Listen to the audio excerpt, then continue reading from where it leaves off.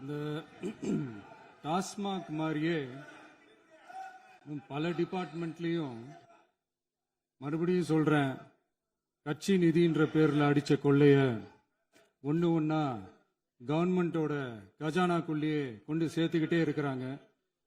இப்பவும் சொல்றேன், மக்கள் பணத்துல இருந்து ஒரு பைசா கூட தொடமாட்டோம், தொடவும் விடமாட்டோம், தொட்டா விடமாட்டோம், இதுக்கு முன்னாடி தொட்டவங்களையும் விடமாட்டோம். ஏன் இவ்வளவு கோபம், ஏன் இவ்வளவு கதறல்? இதுல இன்னொரு முக்கியமான விஷயம், மார்க்சிஸ்ட் கம்யூனிஸ்ட் கட்சி நமக்கு ஆதரவு கொடுத்தது சுயேட்சையா எடுத்த முடிவுன்னு சொல்றாங்க. அதே மாதிரி இந்திய கம்யூனிஸ்ட் கட்சி நமக்கு ஆதரவு கொடுத்தது சுயேட்சையா எடுத்த முடிவுன்னு சொல்றாங்க.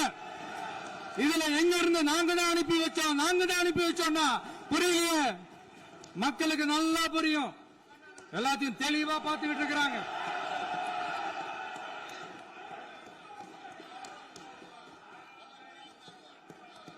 முதலமைச்சர் கண்டினியூ பண்ணலாம். மாண்பு முதலமைச்சர்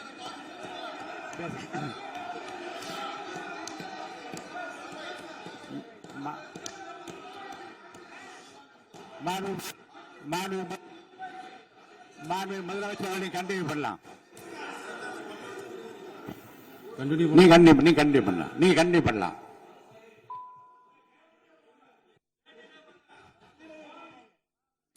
இந்த சமூக நீதி அரசுன்னு சொல்றவங்களை பார்த்து கேட்கிறேன், நம்ம பட்டியலின சகோதரர்களுக்கு எத்தனை அமைச்சர் பதவி கொடுத்தீங்கன்னு கொஞ்சம் சொல்ல முடியுமா? ஆனா நம்மளுடைய அரசுல 8 அமைச்சர் பதவிகள் யாருக்கு?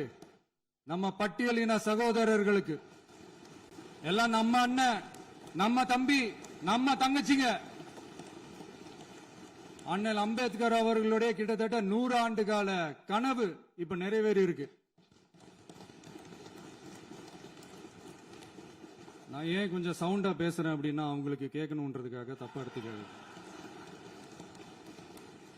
அதே மாதிரி பெண்களோட பாதுகாவலர் நாங்க தான் அப்படின்னு சொல்லிக்கிறவங்களை கேட்கிறேன், எத்தனை பெண்களுக்கு அமைச்சர் பதவியில இடம் கொடுத்தீங்க கொஞ்சம் சொல்ல முடியுமா?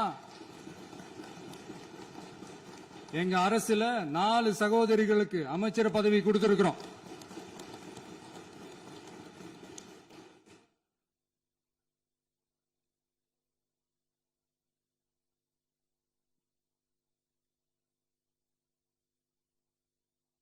அதனால மக்களால் நிராகரிக்கப்பட்டு மக்களால் அகற்றப்பட்டவங்களுக்கு ஒன்னே ஒன்னு சொல்லிக்கிறோம், தப்பே செய்ய மாட்டோம், ஊழலே செய்ய மாட்டோம், நேர்மையா தான் இருப்போம், நியாயமா தான் இருப்போம் அப்படின்னு சொல்றவங்களால மட்டும்தான் கூட்டணி ஆட்சி அமைக்க முன்வரும்.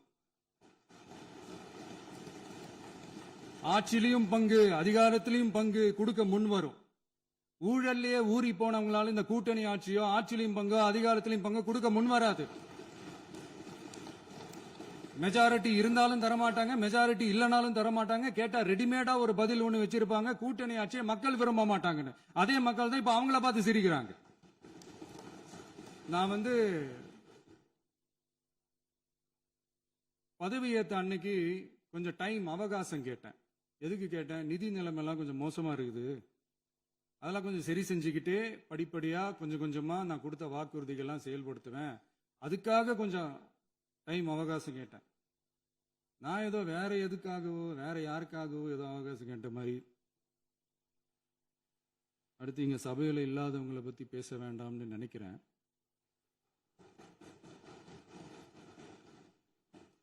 இங்க நம்மளை பத்தி அவதூறு பரப்புறதோட மட்டும் இல்லாம இப்ப நம்ம மக்கள் மேலேயும் அவதூறு பரப்ப ஆரம்பிச்சிட்டாங்க. மக்கள் நமக்கு ஓட்டு போட்டது தப்பான், குடும்பமா நமக்கு ஆதரிச்சது தப்பான். இது இப்ப இல்ல, நான் சொல்றது எம்ஜிஆர் அவர்கள் காலத்திலிருந்தே. அப்பவே அவர் ஜெயிச்சப்போ அதே மக்களை தப்பா பேசுறது. மக்கள் என்ன பண்ணிட்டாங்க, எம்ஜிஆர் என்ன பண்ணிட்டாரு, எம்ஜிஆர் என்ன இது பண்ணிட்டாரு. 50 வருஷமா ஒரே டெக்னிக்கா.